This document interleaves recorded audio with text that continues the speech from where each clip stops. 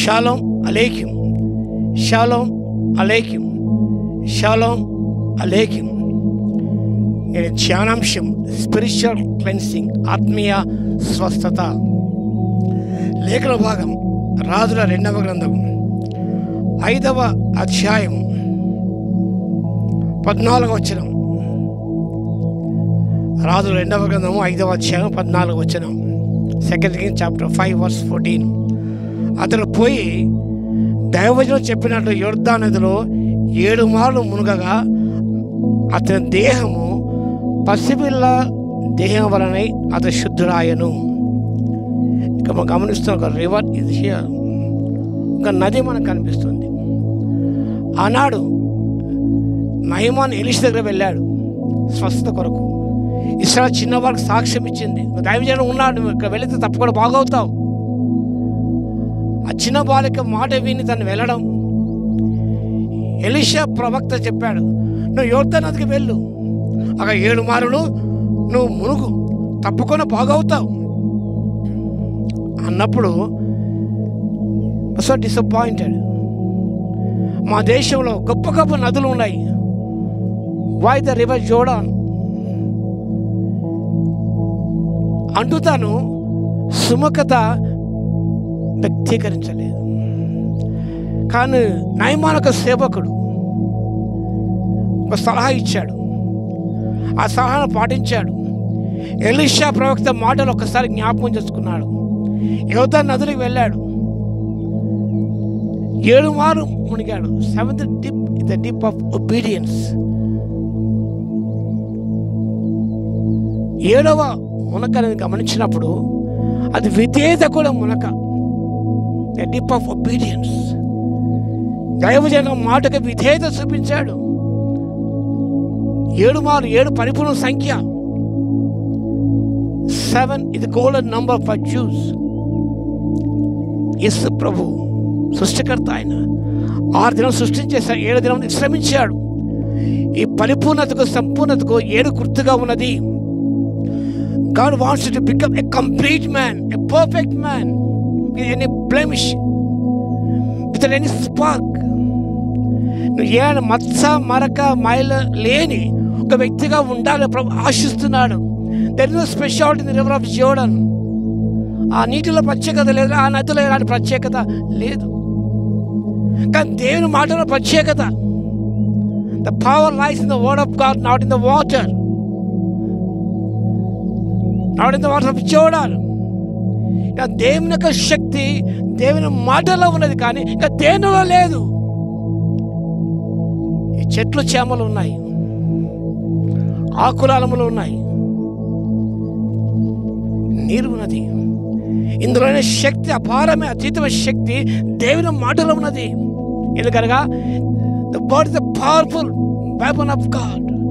దేవుని మాటతో సమస్త సృష్టి చేసిన దేవుడు. ఆయన మాట విశ్వసించినప్పుడు, ఆయన మాటకు లోబడినప్పుడు, ఆయన మాట ప్రకారం చేసినప్పుడు your life will become perfect. హోల్సమ్నెస్ will take place when you follow the word of God. దేవుని వాక్యాన్ని అనుసరించినప్పుడు నీలో అనేది సంపూర్ణమైన ఆత్మ స్వస్థత చేకూర్చబడుతుంది. Every spot will be removed, every blemish will be cleansed. ప్రభుకు స్వార్పేణ మార్చబడతావు. దేవుని ఆశయం ఇదే, నువ్వు సంపూర్ణ వ్యక్తిగా ఉండాలి, ఒక పరిపూర్ణ వ్యక్తిగా ఉండాలి. ఎందుకు మన దేవుడు పరిపూర్ణ కాబట్టి, మీ పరలోక తండ్రి పరిపూర్ణ కాబట్టి మీరు కూడా పరిపూర్ణ ఉండకూడదని దేవుని వాక్యం సెలవిస్తుంది. కాబట్టి పరిపూర్ణం కావాలంటే కమ్ టు జీసస్. ఆయన దగ్గర రావాలి, ఆయన మాట వినాలి. ఆ ప్రకారం విధేయత చూపించినప్పుడు, ఆయన మాట ప్రకారం చేసినప్పుడు మన జీవితంలో అనేది ప్రక్షాళన చేయబడుతుంది. The word cleanses every impurity. నీలో ఆ ఇంప్యూరిటీ తొలగిస్తుంది, అప్రీత తొలగిస్తుంది దేవుని యొక్క వాక్యం. అంటే హెబ్రీ పత్రిక రచయిత అంటాడు, వాక్య ఉదక స్నానం చేస్తా, స్నానం చేసి శరీరం గల వారమే ఉండి మనసాక్షి తోచకుండా దేవుని సరళ చేరదమంటాడు. కాబట్టి దేవుని వాక్యం నీటితో పోల్చబడ్డది. శుద్ధీకరణ చేసుకోవాలి. యాజకుడు అతి పరిస్థితులు ప్రవేశించక ముందు ఆయన స్నానం చేయాలి. ఆయన should wash thoroughly your life and my inner life, but shall thoroughly with the precious word of God. ఆత్మ కడగబడాలంటే దీనికి ప్రతి మాటకు ప్రతి ఆజ్ఞకు విధేయత చూపినప్పుడు your inner man will be cleansed. అంతర పురుషుడు ప్రభు యొక్క స్వారూప్యంగా మార్చబడతాడు, దినదినం మార్చబడతాడు. కాబట్టి మనం ఇంపర్ఫెక్ట్ బీయింగ్స్ మన ఇలోకి జీవిస్తున్నాం. 6 మార్లు మునిగి లేచినట్టయితే ఏమాత్రం స్వస్థత చేకూర్చబడేది కాదు. 7వ మారు మునగగానే ఆయన దేహం పరిశుభ్ర దేహం అయిపోయినది. Was cleansed totally. He became a flawless man. ఆయన మంచి ధీరుడు. ఆయన ఆ ఒక్క లోపం ఉన్నది, ఆ ఒక్క లోపం తొలగించబడ్డది. నీలో అనేక లోపాలు లేకపోవచ్చు, కానీ ఏదో ఒక లోపం ఉన్నది. ఆ లోపము నేను పరిపూర్ణ జీవితంలోనికి నడిపించలేకపోతుంది. కాబట్టి ఆ లోపాన్ని సరిదిద్దుకోవాలి. ఆ లోపాన్ని సరిదిద్దడానికి యేసు ఈ లోకానికి వచ్చాడు.